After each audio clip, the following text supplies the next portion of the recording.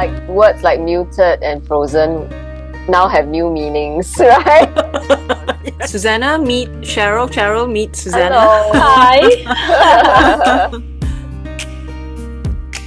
The last time Cheryl was here, she was talking about 4 kids. And now she's back. She has 5 kids. Wow. Very Catholic. Yeah. How do you... Yeah. Very Catholic is the word. How do you manage? How is the question? Yeah. So how do I manage? Gosh, I think we have to start in the beginning with regards to family and wanting to grow my family, because kids happen one by one.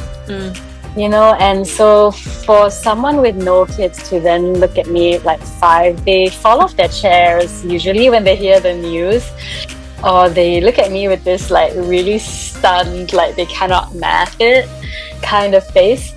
And even moms with 1, or parents with 1, 2 kids, they also have that stunned thing. And actually, if I look back and I had 1 or 2 kids, and I look at, if I had met anyone like myself with 5, I would also have that same look, because you just can't imagine that jump. Yeah. And it's by no means a jump. It's not a jump, because it's kids are born one by one unless you have twins, but kids are kind of like a one by one addition. So there's that. If you kind of like ask me, did I envision having a big family, I would say yes. And my husband, I think, did a lot of manifesting there as well, because even way before we met, he did envision, which is a bit of manifesting also, 5 kids. Oh, wow. And I was like, oh my God, it's you. So from my point of view, it really was being very sober about what having kids does to our bodies, being very sober and grounded about the nutrition that we needed. And I kind of usually tap back to the ancients and tap back to the grandmothers about what they say when you should be preparing for a child.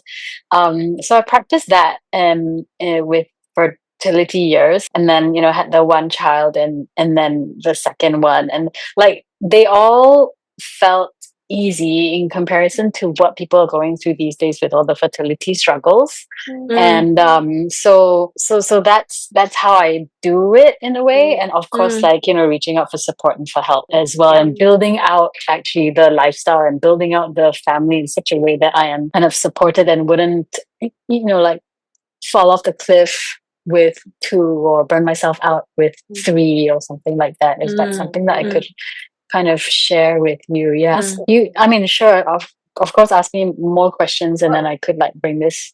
What are their age differences? They are 2 years apart, more or less. Yeah, there was a bigger gap between the first and the second, because after the first, I felt like I lost quite a bit of confidence in myself. And this might be quite a common, journey for a lot of moms. I was a fully practicing doctor at that time. I was a professional, I was earning my own keep, that sort of thing, right? And so I knew what I was doing. But when a baby comes along, I did not know what I was doing, So it's really kind of a jump backwards in confidence. Then both of us had to figure out the relationship, and he was traveling at the time, so there was a longer gap between the first and the second for those reasons. So people ask me how I do 5, and I'm like, how do you do 1? 1's hard. By the time you got to a few more kids, I think that we've learned some things about ourselves. Yeah. And we've learned some things about how to do relationships, and we've learned also what to let go of. That's what makes it easier and easier each time. I wouldn't say it was easy now, but okay. Yeah. Thanks for asking that. Yeah. And how old are they now? Like the oldest is 9. Oh, 9. Oh, yeah, so they're all still very little. Very young, yeah. They're all still very little. And I got married at 34. I started the first kid at 34, and I really did not think that at that age I would, carry on and have kids this way. And unassisted and like just so natural, and very much immediately my body starts feeling well, and then boom. So now I'm at the age of perimenopause and having a 4-month-old, but no perimenopausal symptoms yet. Actually, I thought it was perimenopausal symptoms, but it was a pregnancy. So that's the hilarious part. Wow. That's amazing, because it's like from menopause, infertile, to, hey, you're not just fertile, you're pregnant. Yeah, It's right. It's a miracle. It's a miracle. I feel really blessed and very aware that this is not the typical story at all. And yet I wish that more people had this story, because like I make it look easy, but I've been thinking and working on the body way before this, 10 years ago. 20 years ago, actually, because my first burnout was as a medical student. And again, as an intern, I'm not going to compromise the vibrancy part. And when we work on that and we're clear on our nutritional status, and we are like kind of putting into our bodies what we need every single day, then it becomes easy. So that's kind of my message in a way, that I could bring in here, that I say, yeah, it looks easy. I could pretend I didn't know anything and be like, oh yeah, I'm so blessed. And, that's just it. But actually, when I look back, I'm like, yeah, I have put in the work to make it look this easy. Yeah. Yeah. And I guess it's like anything in life, right? You really have to put in the work, and then you see the results. It's always a long game, right? It's not going to happen overnight. Yeah. And if we're going to address the issue or the challenge of perimenopause for women in their 40s entering into menopausal age, right? I think many women go into it thinking that they can fix the problem now, which is very challenging, right? Because they did not do the work 10 years ago or 20 years ago too. Yeah, I mean, I would like to hear both of your points of view as well. But what I would share is that the perimenopause and how bumpy the ride is a testament to how the last 30 years have gone in terms of how we've taken care of ourselves. I do see that when I meet women at the perimenopause time, where it's been bumpy, and I talk to them and I figure out that their lifestyles have been corporate, and, pushing through type stories, and the ones that have maybe made some changes along the way, they're not coming into the practice, really. Yeah. Don't know whether you've come across, what's your side? Okay, I was perimenopausal quite early, 48, 47, 48. Yeah. And I actually menopaused at 49. Yeah, I did not have any weird extreme symptoms. My period just became very irregular. Yeah. Sometimes I'll get it twice a month, and then I won't get it for like 2 months, maybe. Yeah. And then eventually it completely stopped. Yeah. So that was it. I did not have any other symptoms. So I never really lived a very unhealthy lifestyle. Yeah. I'm very aware of taking care of myself, because in a way, I'm very selfish in that sense. Self-care selfish in a self-caring way. Yeah. I always make sure I have enough sleep. I will spend on good, nutritious food. Yeah. Rather than whatever else. Yeah. Even like an experience, like even travel. Yeah. I would rather spend on an expensive meat, for instance, good meat, than to go on a holiday to Bangkok every so often. Yeah. So I don't know, it could just be those two fundamentals, getting enough rest and eating. So if we were to say what were your secrets, then those are your secrets. Yeah. I would say. Yeah. Absolutely. Yeah. What do you think, Shamala? Yeah, for me, physically was, I think, quite similar to Susanah. My periods were regular, even towards the end, they were very regular. And it just stopped one day. I'm like, okay, it stopped. Even more, yeah. It didn't even become very straightforward, irregular. actually. Yeah, very straightforward. Okay. Physically were very straightforward. But I think emotionally is a totally different game plan. because I was dealing with a lot at the same time, that everything that was happening in my 40s, divorce, bringing up my daughter as a single mom, then, the income and all of that. So that stress adds to it. But thank God, physically, I'm okay, and that gave me the capacity to do what I needed to, even though there was a lot of chaos, happening. Then, of course, at that point in time where all of this happened, like divorce and all that, you start thinking to yourself, like, is this midlife crisis or is this menopause? Like, why do I feel this way? Like, why do I want to get out of this marriage? All of these questions will come into play. And, you question yourself, right? But I feel like the foundation of having a stable physical body, right, where you can rely on it for strength, for all of that, I think it made a big difference. Without that, I think, I would have collapsed a long time ago, you know, not having the strength of a physical body, and just, I just plowed through, so to speak. Absolutely. Yeah. It's unsaid a lot, but then I mean, when I come across the patients who have actual things wrong with them, there's a drop in confidence. And you stop making promises, and you make different plans. Yeah. So that's a tough one. I wouldn't say that I've personally been through long stretches of chronic illness or fatigue or anything, but that's the story that's coming out for them as well. So that stability in the body is really something that I see for us. We have been, first of all, blessed with, but also, second of all, we're not playing around with that blessing. Yeah. Right. Yeah.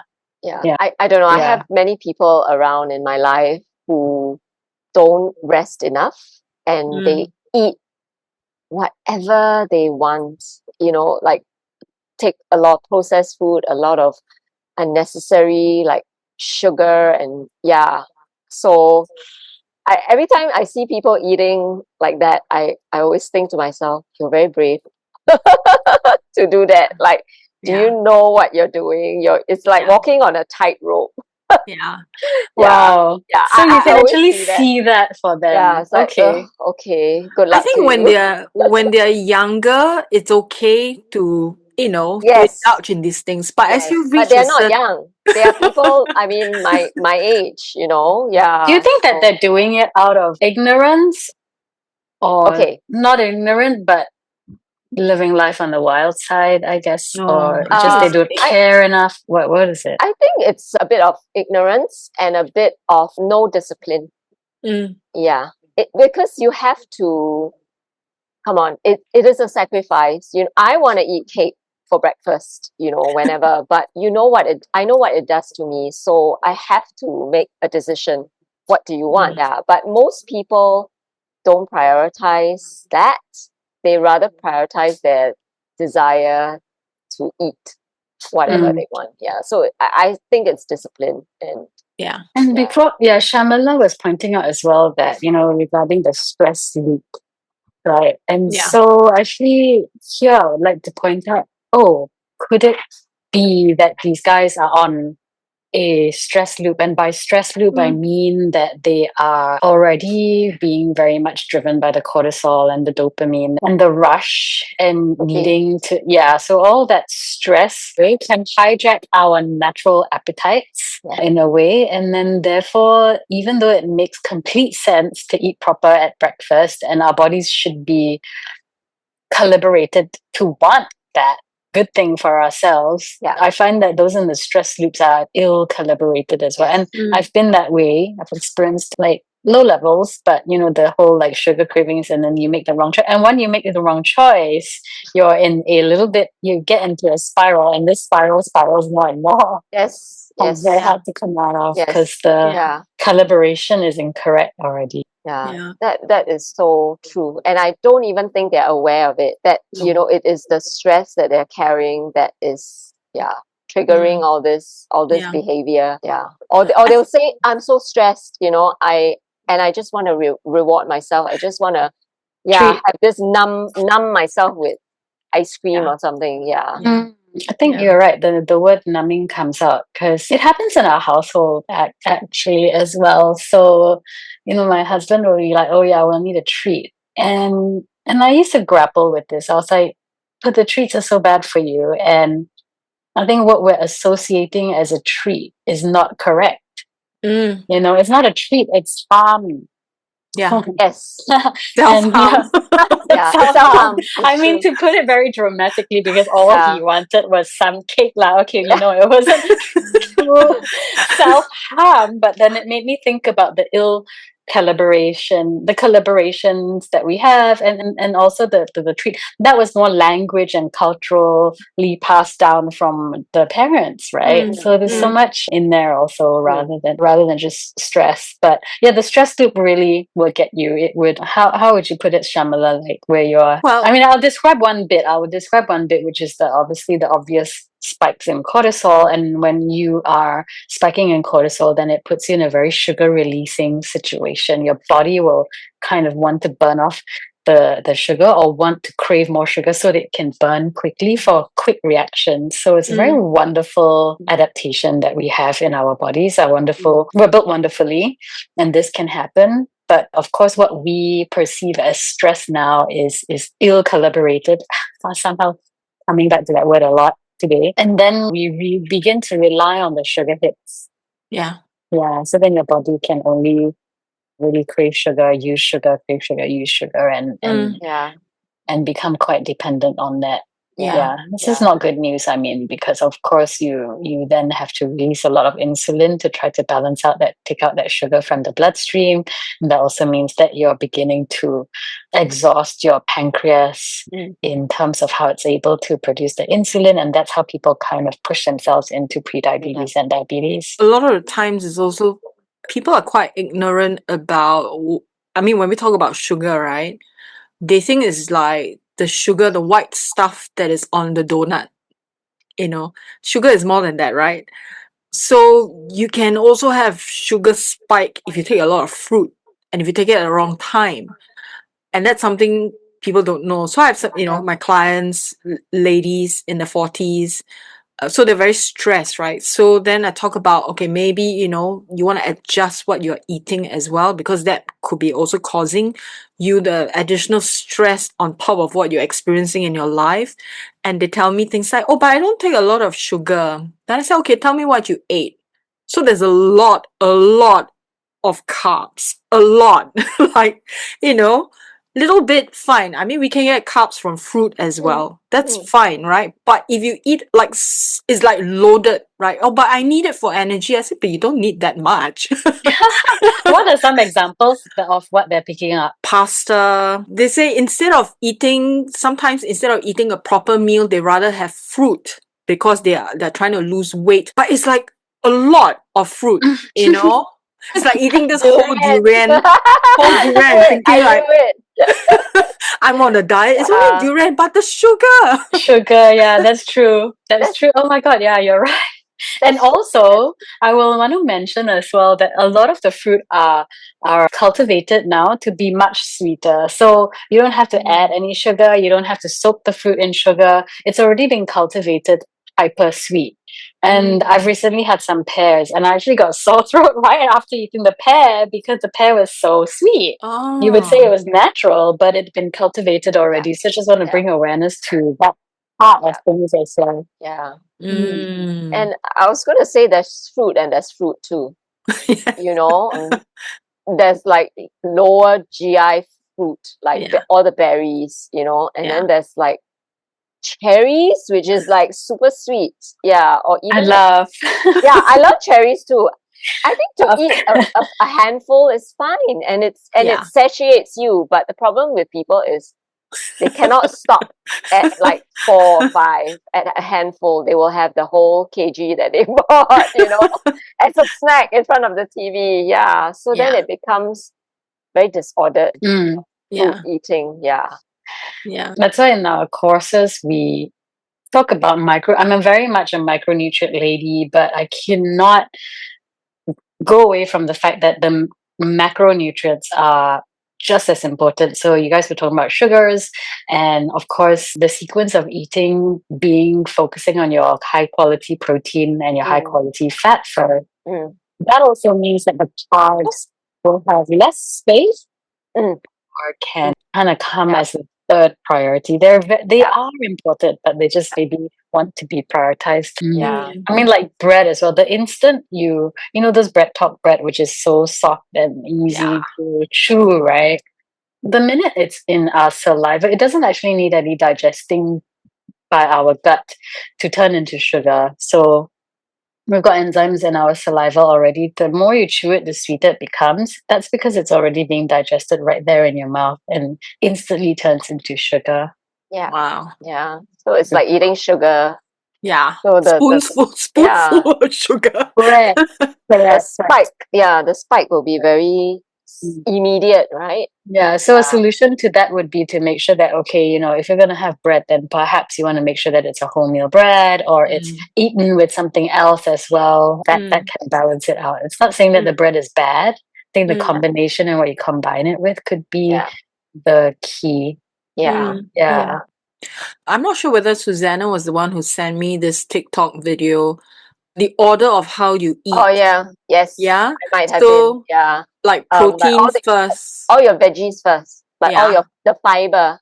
Fiber is so important. Yeah. Then your carbs. Carbs. If So okay. So if the carbs come last, you will crash less and you also eat less of the carbs, right? Yeah. I mean, you're so full already with the fiber and then the protein, you won't want that much carbs. Correct. Yeah. But I think also not demonizing carbs, because if there are really some good whole grain breads and things like that, I think that's good. Like sweet potatoes, they're very high in nutrients as well, and high in carbs. But then they're high in nutrients, so it's kind of like, all right, you know, it balances out, right? Yeah. But then if it's like just say plain rice and stuff like that, then maybe you don't need such a big portion, I would say. Yeah. But yeah, you're right. I came across actually I was speaking to a friend and practitioner. She was wearing a CGM, a continuous glucose monitor. And she noticed that her sugars spiked less as long as she ate the veggie / fiber first or the protein first. So it was those two. But you're mentioning that it's the fiber first. Right? Yeah.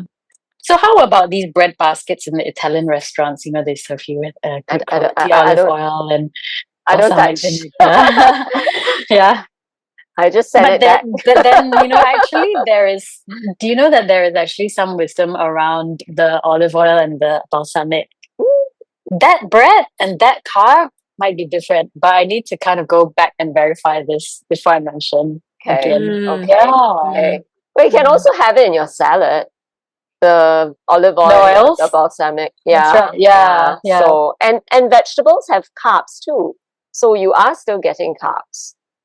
That's true. There is some carbs. I just wanted to point to the magic of balsamic vinegar, the magic of vinegar with regards to the sugar. The combination. The sugar balance. Helps to break down. Actually helps to maintain the sugar balance and prevent a spike. Okay.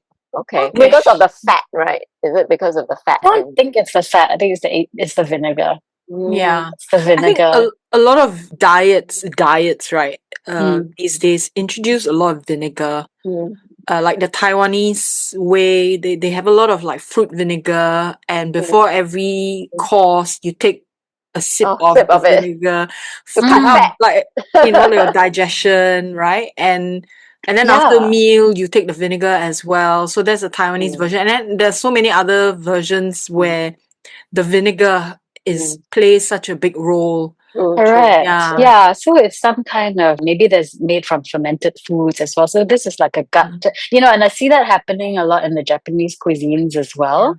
So I think that, these people know something more than just what Western science is trying to like hack over in diet culture, which I'm beginning to kind of explore and see the wisdom of as well. So even though we say, oh, don't start with carbs, for example, like with Western science, we're saying that, oh, your CGM spikes less when you eat the carbs last, right? But then I would like to run an experiment on the carbs dipped in olive oil and balsamic. Like, what does that have, you know? And I've already heard some anecdotes of how it will actually lessen the spike.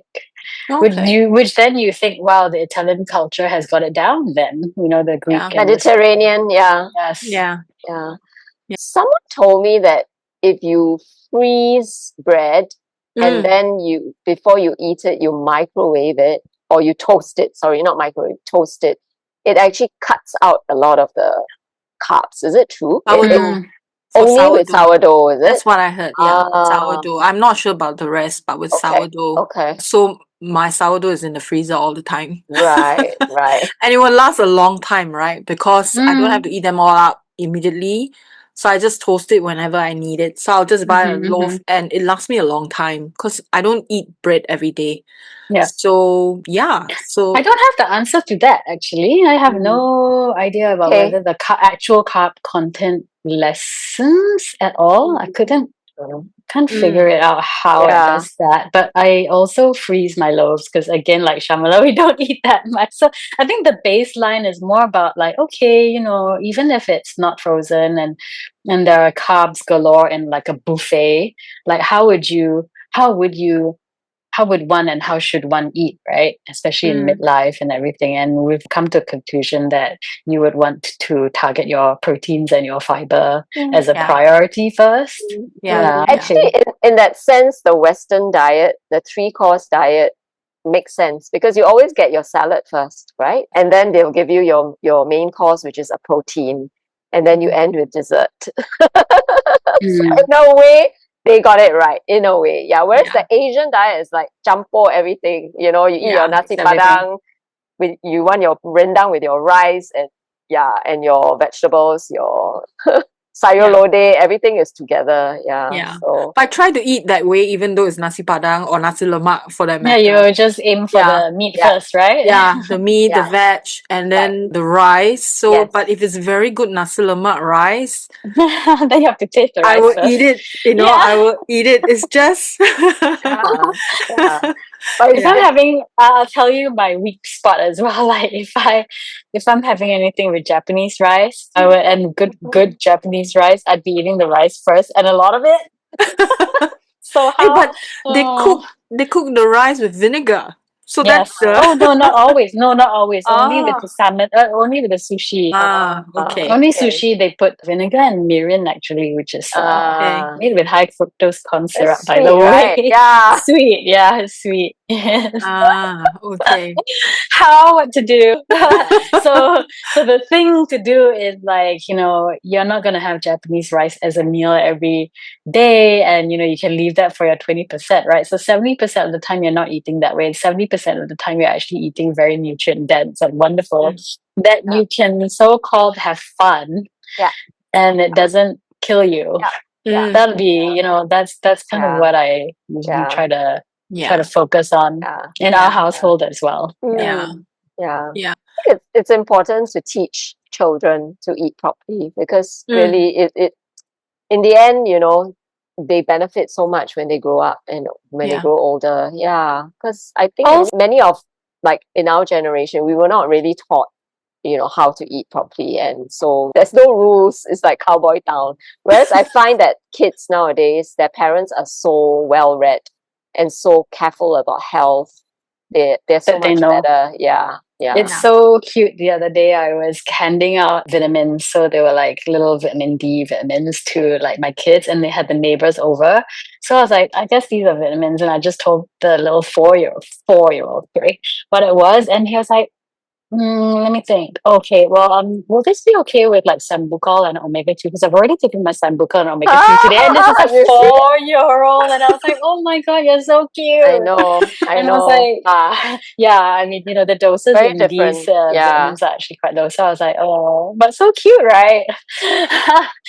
But that also leads me to another talking point, which is like, you know, as a functional doctor, I also had to think about this. Like, how do I impart that knowledge without bringing my neuroticism upon them? Because I'm going to be slightly neurotic and over embellished with information, right? And how do you then kind of not hijack the natural eating process of their appetite and their relationship with food and all that? Because I'm like, oh yeah, this is bad, this is good. Oh, you must eat your protein and then this. So they're breaking down food in a way that is not natural. They're over-intellectualizing it, right? So I had to think about that. And at the end of the day, I felt like the best thing I could do is model it, just do it myself. And they will observe, and I might talk through my choices and stuff like that. They would observe, and that was it. Yeah. Actually, so less teaching, more if you modeling. have someone else who's not you and not your husband, who's also doing the same thing, modeling the same thing, the kids will then, oh, this is proof, this is evidence. Because if not, it's just mommy said or daddy said, right? Then when they get to a certain age, they might rebel and go like, but this is a mommy thing or a daddy thing. But if they see someone else, you know, like beyond mother and father doing it, then the chances of them doing it will be high. I mean, they may rebel for a bit when they enter their teenage years, right? But then they will come back to it because that's the foundation. You have set the foundation for them. And then to be able to see like other people are, I mean, I'm talking about this from mental wellness perspective, right, as a mom, because then I teach my daughter certain things. Then when she reached her teenage, she just thought, oh, this is a mommy thing. And so she didn't connect it until later on. And now she's like, you know, come full circle with a full understanding of what I said to her. Yeah. So I think certain things we have to like let go and then let someone else do the teaching for a bit, especially in the teenage years, and then it will come back. Yeah. It makes things a lot easier. Yeah. Yeah, that's a really good point because my kids are at the age of mommy says this and they are all into it, right? But I totally hear you when they're getting older, and that's like, you know, the whole point of their existence is to question you. Yeah. So, you know, then yeah, that's right. I go around and I see in the malls and stuff, like kids at the McDonald's and stuff like that. I'm just like, I don't know what to think about that, man. So I'm like, okay, let me just make sure that they're all healthy now so that they can survive like 5 years of crap eating until they come round to it. Yeah. Which is, you know. Yeah. I think it's inevitable. I mean, kids will peer pressure and all of that, right? I mean, you just have to let them, you just have to let them do what they do. Yeah. And then to a certain extent, I mean, you know, people also come to me and I do teach about low toxin living and making sure that, especially during the fertile years and the pregnancy as well, you just, you know, be aware of your endocrine disruptors and be aware of your fragrances in the house. So I did all that. You know, I don't wear perfumes anymore. I like cut my perfume habit, you know, thanks to my kids, right? However, the 2-year-old still will go out and eat a ribbon, or like he ate styrofoam balls the other day. It was just so gross. And I was like, spit them out. And he could only spit out like 2. He swallowed the rest. It was awful. And I'm like, oh no, like how do you, you know, like you take so much effort in being low tox and giving them the best start. And so this actually helps me, and I share with other moms as well. Like, there is no way you're going to be super perfect about it because your kid is going to swallow styrofoam ball someday. They're going to try vaping. I don't know whether they will, or they're going to eat crap one day. Of course. Something, right? So you just do your best, but like, don't have to make it perfect, right? Yeah. I mean, like Susanah and I were smokers in our 20s. You know, the partying, the smoking. It's just part of the process of growing, right? Like you will experiment with things. Correct. But you must, I guess the lucky thing is, you know, we came back. To the foundation. And I would say to a parent as well, in, you know, if we're being driven by the fear, and the fear itself is inflammatory anyways, and it lowers your immune system. So, you know, if you're ignorant, be happily ignorant. Sometimes knowing is actually the tougher one. Way too much, right? How do Yeah. you not Yeah. fear it, right? So you have to know, but Correct. also not fear it. That's harder, Correct. actually. Knowing Correct. is actually a bit harder. Yeah. Okay. Yeah.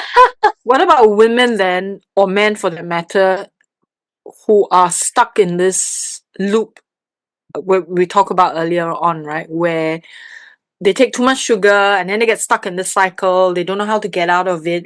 What would you recommend for them, Cheryl? Like what is the one thing that would really help them to get out of that in terms of diet, how to get out of that The stress loop? place that I mean, I don't think that there is one, there's actually not really one magic bullet for everything, Shamala and Susanah, Yeah. as you all know. But I come in on one angle, which is the physical angle, because when there is this stress loop, and sometimes I call it interchangeably burnout, and I call it like cortisol dominance, which a lot of us in the modern life are experiencing, Mm. then by the time that I meet them as a clinician, they have been going through this for 10 years. They Mm. have been maybe born already stressed. Maybe their Mm. childhood has already wired them in a certain way, like you guys both will know this because you're in that work.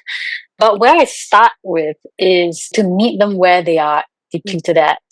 Okay. So after 10 years, after 20 years, after a whole lifetime of this type of living and this type of emotional state, they would have rinsed through their nutrients. They would be at their body would be at a compromised state. The constitution wouldn't be like, full tank anymore.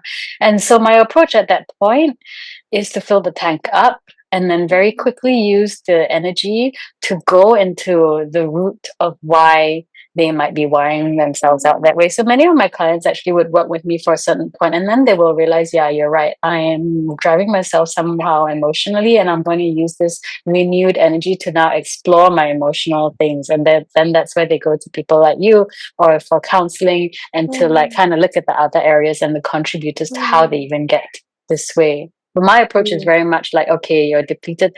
Now I know all the reasons why you're depleted, but that's not where we're going to fix you right now. We're going to give you the quick hits of replenishment in your nutrients and the support in for your thyroid, for your adrenal glands, and we do talk about like the gut and removing food sensitivities and all these kind of things as well. So that kind of like gets them into this kind of like physically stable. The fact that someone wakes up and thinks about doing that already is such a big testament to how they can trust themselves, that it could be actually a fulfilling cycle in itself out of the previous cycle. But there has to be that wake up moment. And often that wake up moment is a symptom. Okay.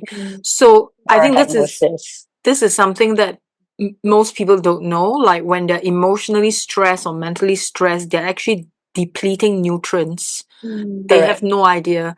And when you tell them that you should supplement, right? Because you're depleting, you're very stressed, you're already overwhelmed, you need to supplement, they'll tell you things like, oh, but I think I'm eating well. Right. Correct. And so they don't understand the dynamics of how quickly the body just uses up all the minerals and all that when you're stressed. The brain is actually using 20% of our heart's output of blood. So in terms of energy expenditure, you can say that it's also 20%. That's quite a big majority. And so your brain and your mind is overthinking all the time. And, sometimes it's worrying. I'm a bit of an overthinker, worrier if I think about it, but I never identified as that. Only recently I was like, oh yeah, I do think a lot. Anyways, so, like that can rinse through energy and nutrients. But the other point that I wanted to add on as well is that when we're in a stressed state, that also means that you're in the fight or flight state. You're not in the digesting state. That means that the nutrients could be going through. You could be eating well. However, you could be very inefficiently absorbing them. So they might be just running right through you. Okay. So there is that factor as well. Which is so common, right? Yeah. Very. Yeah.